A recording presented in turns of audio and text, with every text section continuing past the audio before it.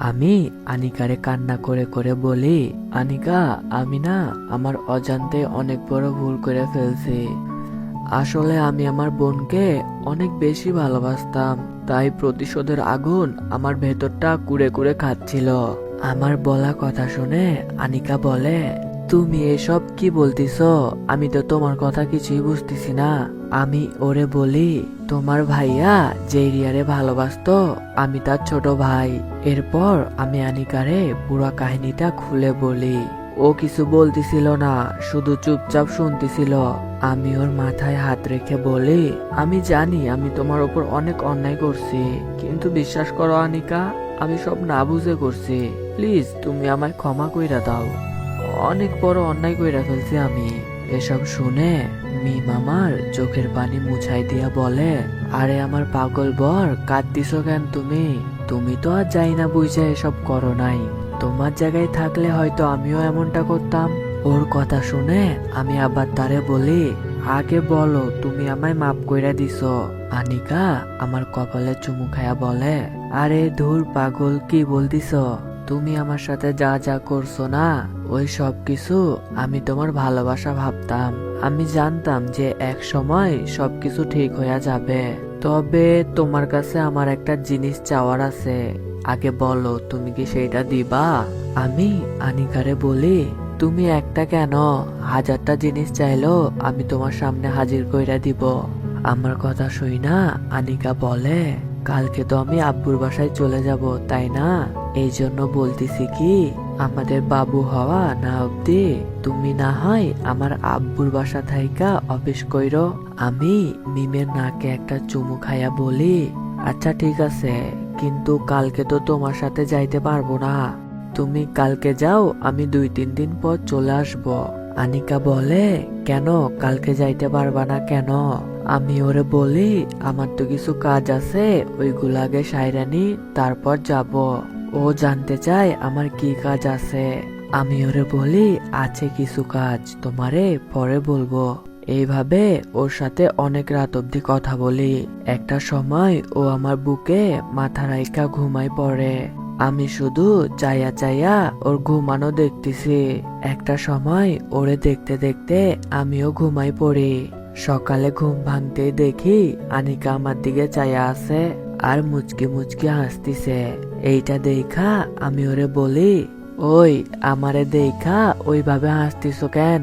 ও বলে, জানো ফয়সাল, তুমি যখন ঘুমাই থাকো না, তখন তোমার একটা হাবা গোবর মতো লাগে। এইটা বলা মাত্রই আমি আনিকার কানের কাছে গিয়া বলি, এই যে মহারানী, আমি হাবা গোবা হইলে কি তুমি এত তাড়াতাড়ি বাবুর আম্মু হইতে পারতা? ওরে এটা বলার পর ও আমার বুকে নিজের মুখটা লুকাই নাই। এইটা দেখা আবার ওরে বলি, কি হইল বউ, লজ্জা পাইতিস?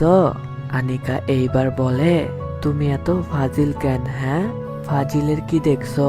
আগে আমাদের এই বাবুকে হইতে দাও, তারপর দেখো আমি যদি একটা ক্রিকেট টিম না বানাইতে পারছি, তাহলে আমার নাম ফয়সাল না। এইটা শুই না আনিকা বলে, তোমারে না মাইরা তক্তা বানাই দিব। ওর মুখে এই কথা শুই না আমি হাইসা বলি, কি তুমি মারবা আমাকে? আরে তুমি তো কিছু বলতেই পারো না আমারে, আর তুমি মারবা? এই যে হাইসো না, হ্যাঁ? জানো আমি কলেজে কত ছেলেরে পিটাইছি, সবাই আমারে দেখা ভয় পাইতো।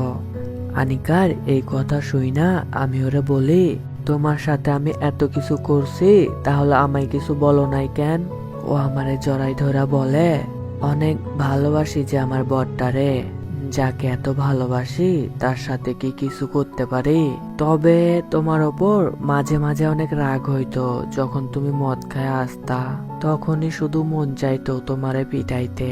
কারণ আমি শুনছি যারা মদ খায় ওরা পৃথিবীতে বেশি দিন বাঁচে না, কিন্তু আমি তো তোমার সাথে অনেক বছর বাঁচতে চাই। আনিকার মুখে এই কথা শুই না আমি ওরে কি বলবো বুঝতেছি না।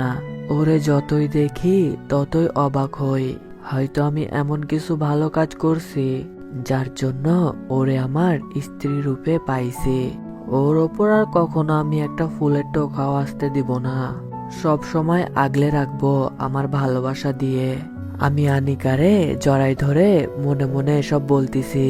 তখনই আনিকা বলে, এই যে মহারাজ, হইছে, এবার ছাড়েন, আমি এখন গোসল করতে যাব। একটু পর তো আব্বুরা সবাই চলে আসবে। আমি ওরে ছাইরা দিয়া বলি, হ্যাঁ তাড়াতাড়ি যাও, গোসল করে আসো। আজকে আমি আমার বউটারে নিজের হাতে সাজাই দিব। এইটা শুই না আনিকা বলে, আসছে রে কোথাকার রাজপুত্র, আমাকে সাজাই দিবে। এই বইলা সে অশ্রমে চইলা যায়। এইদিকে আমি আলমারি থেকে একটা নীল শাড়ি বের করি। কিছুক্ষণ পর আনিকা অশ্রম থেকে বের হয়। ও বের হতে আমি ওরে কোলে কইরা নি। তারপর ওরে সুন্দর করে খাটে বসাইয়া ওর হাতে নীল শাড়িটা দিয়া বলি, এই নাও, এই শাড়িটা তাড়াতাড়ি করে পরে নাও। ও শাড়িটা দেখা বলে, আরে এইটা তো আমার প্রিয় রং, তুমি জানলা কি করে? এইটা শুই না আমি ওরে বলি, এই রংটা তো আমারও অনেক প্রিয়। আনিকা হাইসা বলে, তোমার আমার প্রেম কাহিনী কেন জানি সিনেমার মতো হইয়া যাইতিছে। আমি ওর গালটাই না বলি, হইছে পাকনামি কথা ছাইরা তাড়াতাড়ি করে শাড়িটা পইরা নাও। ও বলে, হ্যাঁ পরবো তো, তার আগে তুমি বাইরে যাও। আমি বলি, কেন, আমি বাইরে যাব কেন? ও বলে, হারামি, আমি তোমার সামনে চেঞ্জ করব নাকি? হ্যাঁ তাতে সমস্যা কি, তুমি তো আমার বউ, তাই না? আনিকা বলে, না আমি পারবো না, তুমি বাইরে যাও। আমি ওরে বলি, আচ্ছা তুমি চেঞ্জ করো, আমি ঘুরে দাঁড়াইতেছি। এরপরেও ও বলতিছে, না তুমি বাইরে যাও, তা না হলে আমি চেঞ্জ করব না। আরে বাবা বলতিছি তো, আমি ঘুরে দাঁড়াইতেছি, তুমি চেঞ্জ করো। ও বলে, সত্যি তো, কিছু দেখবা না? আরে পাগলি, আমি পেছনে তাকায় থাকলে কেমনে দেখবো বলো? এরপর ও কাপড় চেঞ্জ করতে করতে বলে, ফয়সাল তাকাবো না কিন্তু, ঠিক আছে? আমি ওরে বলি, হ্যাঁ হ্যাঁ আমি তাকাবো না।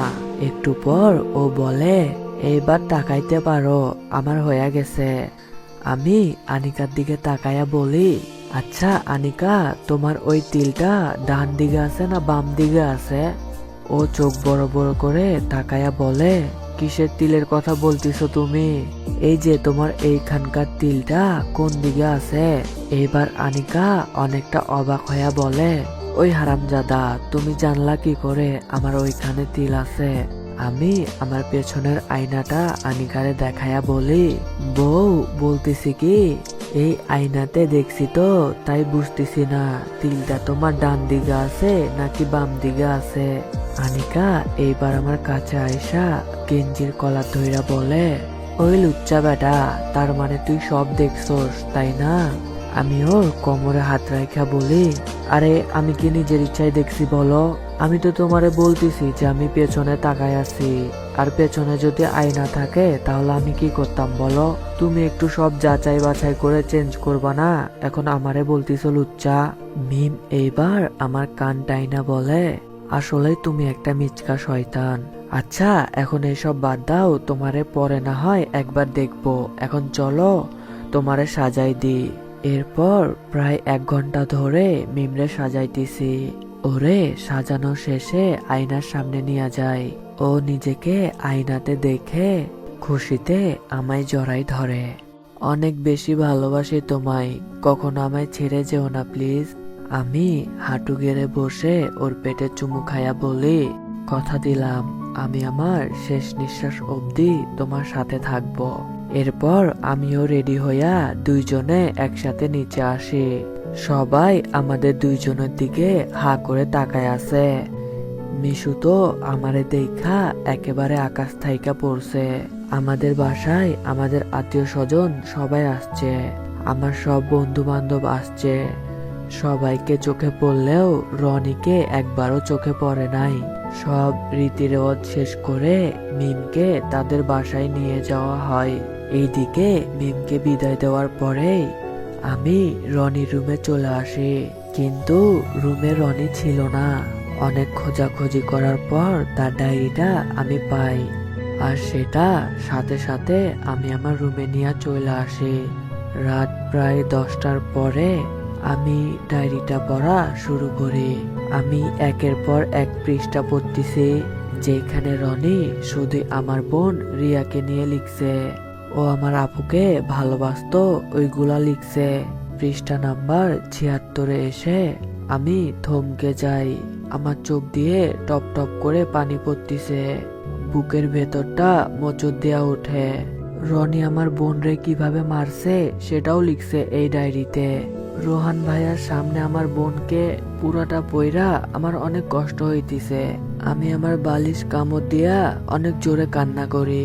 মানুষ এতটা নিচ কেমনে হইতে পারে? আমি আমার চোখের পানি মুইছা পরের পৃষ্ঠা পড়া শুরু করি। পৃষ্ঠা নাম্বার 123-এ লিখা, আমি আজ একটা মেয়ের প্রেমে পড়ছি, পুরাই রিয়ার মতো দেখতে। পৃষ্ঠা নাম্বার 180, আজ আবার কেউ আমার ভালোবাসার মানুষটিকে আমার থেকে কেড়ে নিল। হ্যাঁ, আমি রিয়ার পর যাকে ভালোবাসছি তাকে ফয়সাল আমার কাছ থেকে কেড়ে নিল। আজ আমি অনেক কষ্টে আছি। এগুলা পইরা আমি কি করব বুঝতেছি না। সবকিছু ওলট পালট হয়ে যাইতেছে আমার। এখন বুঝতেছি রনি আমাকে সেই দিন কেন আনিকার ব্যাপারে ওইসব বলতেছিল। আমি আবার তার ডায়েরিটা পড়া শুরু করি। 185 নম্বর পৃষ্ঠায় রনি লিখছে, অনেকদিন পর ডায়েরিতে লিখতে বসলাম। ফয়সাল এটা ঠিক করলো না আমার সাথে, তাকে শাস্তি পাইতে হবে। হ্যাঁ, তাকেও আমি রোহানের কাছে পাঠাই দিব আর মিমকে নিজের করে নিব। যদি সে রাজি না হয় তাহলে তাকেও রিয়ার কাছে পাঠাই দিব। এর পরের পাতাগুলোতে আর কিছু লেখা নাই। আমার মাথায় কেন জানি চিনচিন ব্যথা অনুভব হইতিছে। না, এইবার রনিরা আমি কিছু করতে দিব না। ওরে ওর প্রাপ্য শাস্তি পাইতে হবে। ও আমার কলিজার টুকরারে আমার কাছ থেকে কায়রা নিছে। ও আমার বন্ধুত্ব সুযোগ নিছে। ওরে তো এত সহজে ছাড়বো না আমি। মৃত্যুর চাইতে কঠিন শাস্তি দিব ওরে। এসব ভাবতে ভাবতে হঠাৎ আমার আনিকার কথা মনে হয়ে যায়। আমি আমার রুম থেকে বের হয়ে আমার বাইক নিয়ে বেরিয়ে পড়ি।